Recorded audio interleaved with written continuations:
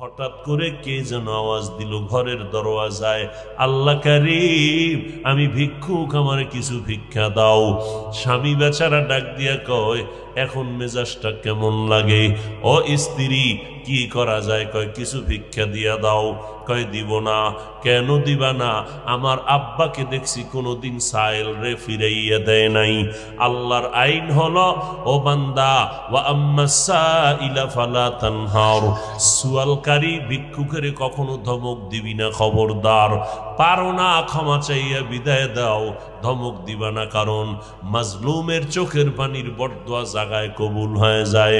নাফরমান বান্দা স্ত্রীর কথা কানে না দিয়া স্ত্রীকে বলে, তোমার এত দরদ কেন? তুমি দিয়া দাও, আমি দিব না। স্ত্রী বলে, না, খালি হাতে ফিরাইয়া দিও না, তুমি তো তারে কোটি টাকা দিবা না, সামান্য দিবা, দিয়া দাও। স্ত্রীর কথা স্বামী না শুনিয়া মেজাজটা কেমন যেন গরম হয়ে গেল। গরম মেজাজ নিয়া দরজার কিনারায় দাঁড়াইয়া ভিক্ষুকের ইচ্ছা রকম গালাগালি করল, রে বেহায়া বেয়াদব, যে কোনো সময় এসে দরজায় দাঁড়াও, লজ্জা করে না? বের হয়ে যায় এখান থেকে, না হয় ঘাড় ধাক্কা দিয়া বের করে দিব। এইভাবে ধমকাইয়া যখন বিদায় দিল, ভিক্ষুকটা চলতেছে বাড়ির দিকে, আর চোখের পানি বেয়ে বেয়ে পড়ে গাল ভিজে যাচ্ছে। আর আসমানে তাকাইয়া ডাক দিয়া বলে, মালিক আমি গরিব মানুষ, তুমি আমারে বানাইছো, আমারে ভিক্ষা দিতে পারবে না? বললেই তো হয়ে যাইতো, আমারে কেন গালাগালি করলো? তোমার কাছে বিচার চাই, এই জমিনে আমগো গরিবের বিচার কেউ করবে না, তুমি আসমান থেকে বিচার করো। আল্লাহ কয়, অন্যায় করলে ছাড় দিব, কিন্তু সীমা লঙ্ঘন করলে আর ছাড় নাই। জমিনের মধ্যে আমি জায়গায় বিচার শুরু করব। মদিনার নবী বলেন, দুইটা গুনাহ এমন আছে যেই দুইটা গুনাহ করলে শাস্তি দুনিয়াতেই শুরু, মরার পরে নয়। একটা গুনাহ হলো জুলুম, দ্বিতীয় গুনাহ হলো মা বাবার সাথে বেয়াদবি। মা বাবার সাথে যদি বেয়াদবি করো, শাস্তি হবে দুনিয়ায়। আর যদি কারো উপরে জুলুম করো, নিজের উপরে জুলুম, আল্লাহর উপরে জুলুম। আল্লাহর উপরে জুলুম মানি বলে শিরিকের গুনাহ করা, আল্লাহর সাথে জুলুম করা, অন্যান্য মাখলুকতের সাথে জুলুম করা। যদি জুলুম করো রে বান্দা, তোমার নাম হবে জালেম। যার উপরে জুলুম করবা তিনি হবেন মাজলুম। মাজলুম যখন চোখের পানি ছেড়ে বরদোয়া করবে, সাথে সাথে আরশে আজিমের মধ্যে পৌঁছে যায়, মাঝখানে কোনো পর্দা থাকে না। ভিক্ষুকের চোখের পানি আরশে আজিমের মধ্যে গিয়া ধাক্কা লাগায় দিল। এই ধাক্কায় আল্লাহর আযাব নেমে আসলো এই বেঈমানের উপরে। এত সুন্দর স্ত্রীর পরামর্শ না মানিয়া এই বান্দা স্ত্রীর সাথেও খারাপ ব্যবহার। স্ত্রী কয়, তুমি ভিক্ষুকটারে এমনি ফিরায় দাও, গালাগালি করলা কেন? এবার স্ত্রীকে অকথ্য ভাষায় গালি দিয়ে কয়, তাড়াতাড়ি গাট্টি ডাল, তোর বাবার বাবি তুই চলে যা, এই জমিনে মাইয়ার অভাব নাই, তোর মতো বউ আমার দরকার নাই, তোরে আমি তালাকের সিগন্যাল দিয়ে দিলাম, বাড়ি চলে যা। আরে মাইয়ার অভাব নাই, ডানা কাটা ভরির অভাব নাই, জাতের মাইয়ার বহু অভাব। জাতের মাইয়া অভাব আর অভাব। আল্লাহর বান্দিকে যখন তালাকের সিগন্যাল দিয়ে দিল, আল্লাহর বান্দি চোখের পানি ছেড়ে কান্না করে আর বলে, হে মালিক, এই কি আমার জীবনের পাওনা? আমিও আজ মাজলুম হয়ে গেলাম। স্বামীর সাথে তো বেয়াদবি করি নাই, তুমি কুদরতের ফয়সালা দাও, কোথায় যাব রে মালিক?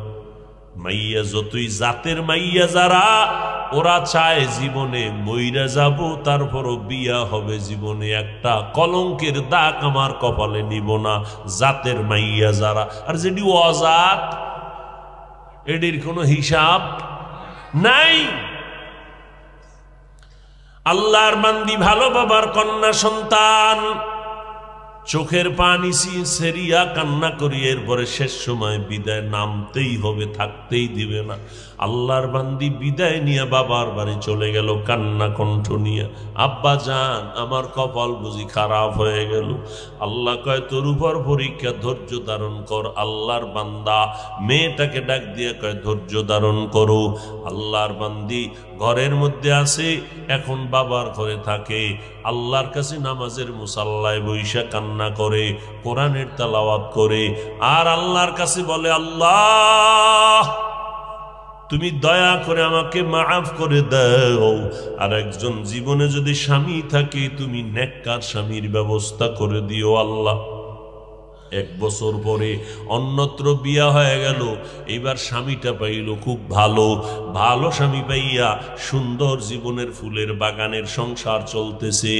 একদিনের ঘটনা ঘটতে লাগলো, ঠিক ওই ভিক্ষুকের ওই জালেমের বাড়ি বসে যেমন কথা বলতেছিল, দুপুর বেলা স্বামী আর স্ত্রী খানা খাইয়া মধুর আলাপে ব্যস্ত ছিল, হঠাৎ আগের মতোই দেখে বাড়ির দরজায় একজন ভিক্ষুক আইসা ডাক দিয়ে কয়, আল্লাহ কারীম আমারে ভিক্ষা দাও, আমারে ভিক্ষা দাও।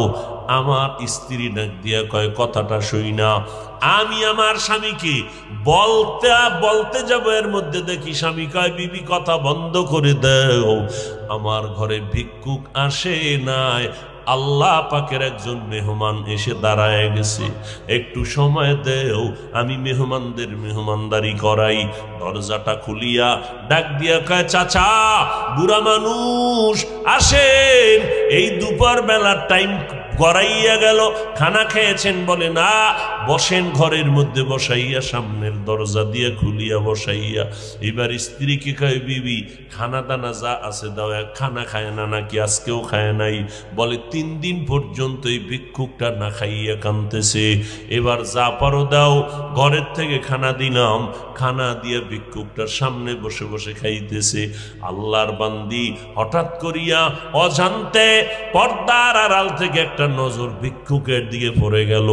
স্ত্রী একটা নজর তাকাইয়া দেখিয়া ঘরের ভিতরে গিয়া এবার চোখের সামনে কাপড় দিয়া কান্না করে, মালিক তোমার কুদরত দেখিয়া ভয় পেয়ে গেলাম।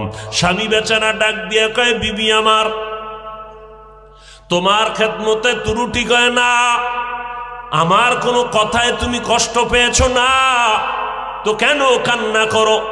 বলে ভিক্ষুকের দেখা মাওলার কুদরতের ভাব আইসে গেছে, কান্না করি। বলে কিসের কুদরত?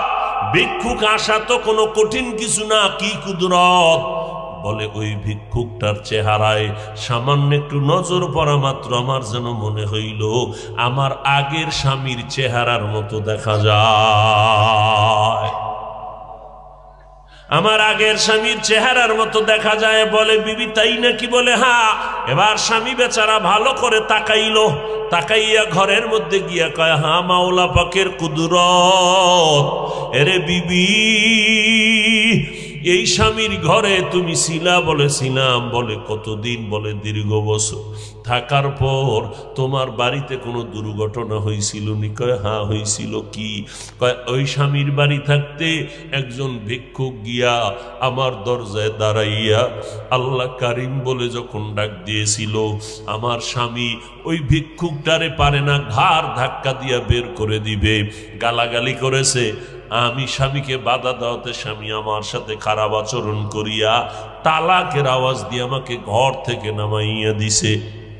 স্বামী বেচারা কয়, আল্লাহ পাকের কুদরত বড় কঠিন, তোমার মতো একটা নেককারিনী স্ত্রী পাইয়া ওই বেঈমান আর জালেম ধইরা রাখতে পারে নাই। ওই জালেম তোমার সাথে জুলুম করলো, ভিক্ষুকের সাথে জুলুম করলো। মাওলার কুদরতের কারিশমা কত বড় কঠিন। ওই দিন যে ভিক্ষুকের সাথে খারাপ আচরণ করেছিল, তোমার মতো একটা ভালো স্ত্রী পাইয়া তোমার সাথেও জুলুমা করেছে, শুকর আদায় করে নাই। আমার আল্লাহ কুদরতের দরজা দিয়া ওই ভিক্ষুকের চোখের পানি কবুল করে নিয়েছে। আল্লাহ তাআলা তোমার স্বামীর ঘরে গিয়া হালকা একটু চাউল পাইতো, ডাল পাইতো, এটা দেয় নাই। কিন্তু আমার মাওলার কাছে চাইলে কি না পাওয়া যায়। ওই ভিক্ষুক যখন কান্না করেছিল, আল্লাহ তুমি মেহেরবানি করে বিচার করো। আল্লাহ ফয়সালা করলো, আমি আল্লাহ তোরে চাউল দিব না, ডাল দিব না, কি দিব দেখ। এ স্বামী, ও বিবি, তুমি জানো না ওই দিন তোমার ওই জালেম স্বামীর ঘরে যেই ভিক্ষুক দরজায় দাঁড়াইয়া চোখের পানি বাইসের ভিক্ষা চেয়েছিল, আর ওই জালেম ঘাড় ধাক্কা দেওয়ার মতো গালাগালি করে বিদায় দিয়েছিল। ওই দিনের ভিক্ষুক অন্য কোনো পুরুষ নয়, ওই দিনের ভিক্ষুক ছিলাম আজকের তোমার আমি স্বামী। আমি ছিলাম সেই দিনের ভিক্ষুক। আমি মালিকের কাছে এত কান্না কানছি, ও দয়ার মালিক আমারে সামান্য চাল দিবে, দিতে পারলো না। আল্লাহ কয় তোরে চাল দিব না, আমি আল্লাহ তোর কান্নার কারণে চালের মালিক শুদ্ধা তোরে হাদিয়া দিয়ে দিব। আজকে আমার চাল দেয় নাই ওই ঘরের মালিক, ওই ঘরের রত্ন তোমার মতো নেককারিনী বিবি আল্লাহ আমাকে হাদিয়া দান করেছে। শুকরে নেমত নেমত আফজু কুনাত, কুফরে নেমত কাফত বীরু কুনাত। হামদুলিল্লাহ শুকরে লাকায়া জুলমিনান হাজরিয়া নাজরি বর হালেমান। লাইন শাকারতুম লাযীদান্নাকুম। ও বান্দা নেয়ামতের শুকর আদায় করো, সুস্থতাকে নেয়ামত মনে করো। অসুস্থ হওয়ার আগে অসুস্থ রোগীটার কাছে গিয়ে দেখ সুস্থতার দাম কত। যার চক্ষু নাই তার কাছে গিয়ে দাঁড়াও, দেখো তার কাছে চোখের দাম কত। পঙ্গু হসপিটালে গিয়ে দেখো তোমার আমার মতো কত বান্দার পাও রড দিয়ে টানা দিয়ে রাখছি, কারো হাত নাই। পঙ্গু হসপিটালে ঢুকে দেখবা আমার মাওলা পাকের কুদরত কত কঠিন। আর দুনিয়াতে যত বড় নেয়ামত আছে এর মধ্যে বড় নেয়ামত আমার আল্লাহর দেওয়া হেদায়াত। আর এই জমিনের মধ্যে বড় নেয়ামত আমার সুস্থতা, এই জমিনের মধ্যে বড় নেয়ামত আমার হায়াত। এত সুন্দর হায়াত পাইয়া বান্দা যৌবন থাকতে কেন এই যৌবনটাকে আল্লাহর কাছে ব্যয় করো না? সময় থাকতে ব্যয় করো, বুড়া হইয়া গেলে আর পারবা না রে বাবা। আর তুমি চেষ্টা করলেও হবে না। আল্লাহর কাছে তওবা করো, আল্লাহর নেয়ামতের কদর করো।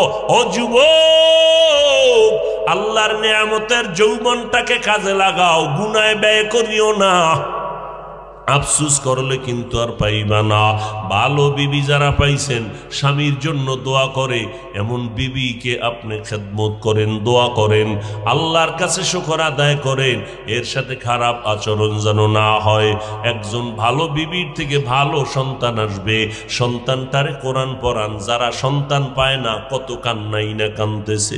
আল্লাহ আপনাদের সন্তান দিছে গাঞ্জা খাওয়ার জন্য না, সন্তানটারে মদ পান করাইয়া গাঞ্জা বানাবেন, মদখোর বানাবেন এই জন্য না, চোর ডাকাত বানাবেন এই জন্য না। সন্তানটাকে ডাক্তার বানান, তবে আদর্শওয়ালা বানাইয়েন। আপনার সন্তানের ইঞ্জিনিয়ার বানাইবেন, আপনার সন্তানটাকে প্রফেসর বানাইবেন, তবে অনুরোধ বেয়াদব বানাইবেন না। অনুরোধ আপনার সন্তান ডাক্তার হবে, ইঞ্জিনিয়ার হবে, তবে কোনো আলেমের সাথে যেন খারাপ আচরণ না করে, মুরব্বির সাথে যেন বেয়াদবি না করে। আপনার সন্তানের যা বানান আলহামদুলিল্লাহ, তবে বেয়াদব বানাবেন না, চরিত্রহীন বানাবেন না। আমার যুবক ছেলেটা কিন্তু বন্ধু বান্ধবের আড্ডায় ভরিয়া তার চরিত্র নষ্ট হচ্ছে। অতএব সন্তানটাকে আপনি বাবা হইয়া গাইডে রাখেন, আপনি পেছন থেকে তাকে গাইড দিতে থাকেন। 5 বেলার নামাজি বানান। আলেম ওলামাদের কাছে নিয়ে নিয়ে মাঝে মাঝে দোয়া নেন, দোয়া নেন, কাজে লাগবে। হুজুর পাইলে দোয়া নিবেন, আমার সন্তানটার হেদায়েতের দোয়া করবেন। আমি মরিয়া গেলেও যেন সন্তান কোরআন পড়িয়া দোয়া করতে পারে। আমার সন্তান যেন আমার মরার পরে যেন নেক আমল করিয়া কবরে শান্তির ব্যবস্থা করতে পারে। এইভাবে আল্লাহর কাছে দোয়া করেন। আপনিও চোখের পানি ছাড়িয়া আল্লাহর কাছে দোয়া করেন, আর আল্লাহকে বলেন, আল্লাহ আমার সন্তানটারে তুমি আদর্শ মানুষ বানাও, মদিনার নবীর আদর্শওয়ালা মানুষ বানাও। আল্লাহর কাছে দোয়া করেন, আল্লাহর কাছে তওবা করেন। পর্দার আড়ালের আম্মা জানেরা, আপনারা নবীদের মা, সাহাবায়ে কেরামের মা, আউলিয়ায়ে কেরামের মা, আলেমের মা, ভালো ভালো আদর্শ সন্তানের মা, আজকে থেকে তওবা করেন। নেককার সন্তানের মা না হইয়া কবরে যাবেন না। সন্তানটাকে কোরআন পড়াইবেন, যে লাইনেই থাকুক না কেন। আপনার স্বামীর খেদমত করবেন, বেগানার নজর দিয়া নিজের জীবনটাকে ধ্বংস করবেন না। কারো বদনজর লাগলে আপনার ক্ষতি হয়ে যাবে, অতএব বেগানার কোনো বদনজর শরীরের মধ্যে লাগাবেন না। আমার মতো যুবক যদি স্কুল কলেজে পড়িয়া নামাজ পড়ে, আমি কেন পারবো না? আমার কপাল বুঝি খারাপ, আমার উপরে বুঝি আমার আল্লাহ বেজার হয়ে গেল গুনার কারণে। আজকে থেকে তওবা করে নাও, মরিয়ে গেলে যাইবা, আর কখনো আল্লাহর বিরুদ্ধে নবীর তরিকার বাইরে চলবা না। মা বাবার সাথে বেয়াদবি করবা না রে যুবক।